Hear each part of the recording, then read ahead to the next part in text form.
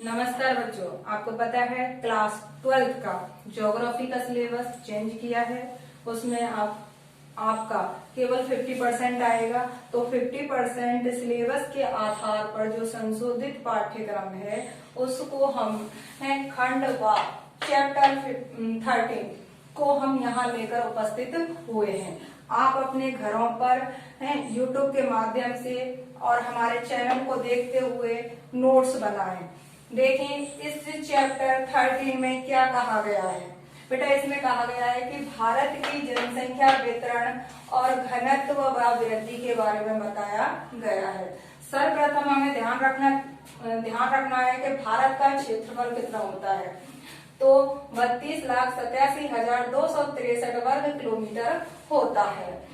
अगर बात करें विश्व का लगभग कितना प्रतिशत रखता है, विश्व का लगभग कितना प्रतिशत रखता है, तो वो भी ध्यान रखेंगे हम।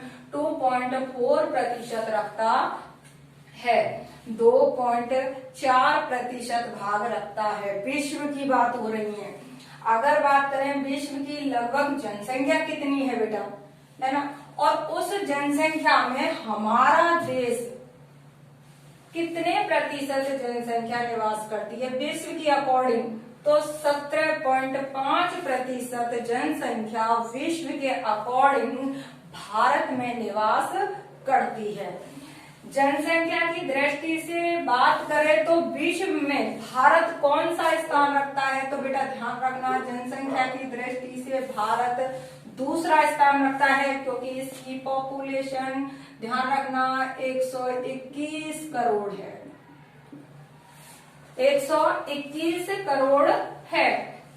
प्रथम स्थान कौन है? जब भारत विश्व में दूसरा स्थान जनसंख्या की दृष्टि से रखता है तो प्रथम स्थान भी रखता होगा।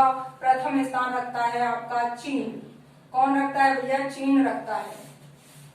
बात कर लेते हैं भारत में जनगणना कितने वर्षों के अंतराल होती है, तो विशेषकर ध्यान रखना भारत में जो जनगणना होती है वो 10 वर्ष के अंतराल में होती है, जिसे हम दशक बोलते हैं। बेटा क्या बोलते हैं? दशक बोलते हैं, जिसे हम क्या बोलते हैं? दशक। किसके अनुसार होती है, तो ये भी ध्यान रखना है हमें। मॉरलैंड के अनुसार ये जनगणना प्रति 10 वर्ष के अंतराल में होती है। बात कर लेते हैं बेटा प्रथम जनगणना कब हुई थी भारत में, तो 1872 में प्रथम जनगणना हुई थी। अगर बात कर लें कि प्रथम संपूर्ण जनगणना कब हुई थी, तो वो हुई थी 1881 में, 1881 में हुई थी।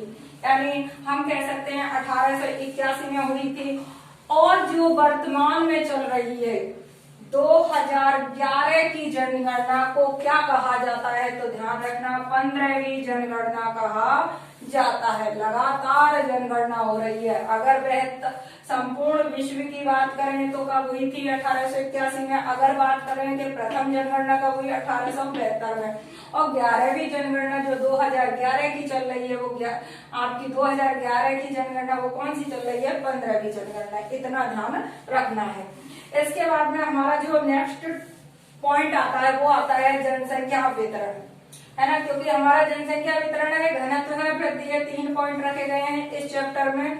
तो जनसंख्या वितरण जो रखता है किसी क्षेत्र विशेष में मानव के फैलाव को जनसंख्या वितरण कहते हैं, चाहे वह समान रूप से हो चाहे असमान से हो।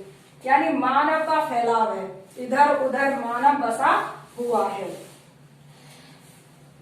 देश में जनसंख्या का वितरण वहां के भौगोलिक कारकों पर निर्भर करता है। ध्यान रखना जन वितरण वो जो है वो कारकों पर निर्भर करता है, जैसे जलवायु, धरातल, जल की प्राप्ति या फिर कहते हैं संसाधन, वो सारी चीजें आ जाती हैं कारकों में। उनके आधार पर व्यक्ति निवास करता है।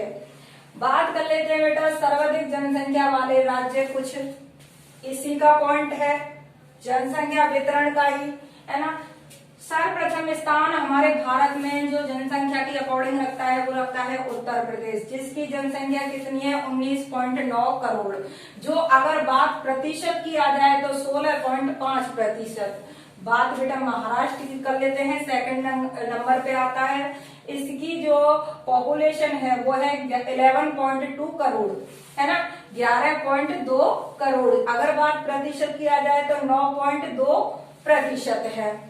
बात तीसरे नंबर की बिहार की कर लेते हैं, जिसमें आपका कौन सा है, अगर बात पॉपुलेशन की है तो 10.4 करोड़ है। अगर बात प्रतिशत में पूछ ली जाए तो 8.5% रखता है बिहार अपना, है ना, किसमें रखता है, भारत में।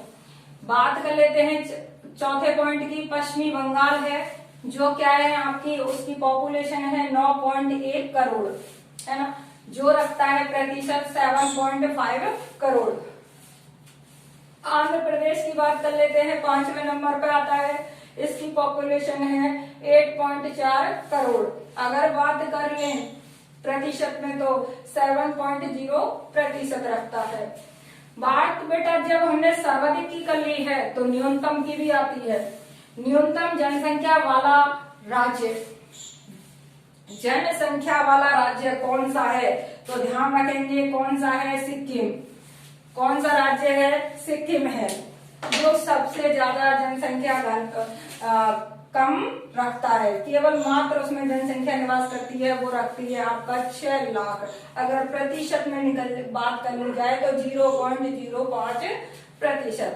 बेटा बात कर लेते हैं हमारा इसी के दौरान एक पॉइंट है, जनसंख्या के वितरण में प्रथम स्थान कौन सा एरिया रखता है, क्योंकि सारी जगह मानव का फैलाव है, तो प्रथम स्थान रखता है मैदानी क्षेत्र। कौन सा रखता है, मैदानी क्षेत्र रखते हैं बेटा। बात कर लेते हैं द्वितीय स्थान रखने वाले, तो पठारी क्षेत्र है, जो आप जानते हो पठार जहां जहां बने होंगे, जैसे छोटा नागपुर पठार वगैरह है ना, तो उन क्षेत्रों में द्वितीय स्थान रहा है। बात कर लेते हैं तृतीय स्थान की, समुद्रीय तटीयवर्तीय क्षेत्र जितने भी हैं वो तृतीय स्थान में अपना क्या है, जनसंख्या की दृष्टि से रखते हैं। पूर्वी पर्वतीय इलाके भी आते हैं कुछ, और हमारा एक क्षेत्र आता है राजस्थान का, जिसका पश्चिमी भाग आपके तृतीय जनसंख्या में रखा गया है, यानी तृतीय स्थान रखा गया है जनसंख्या वितरण के आधार पर।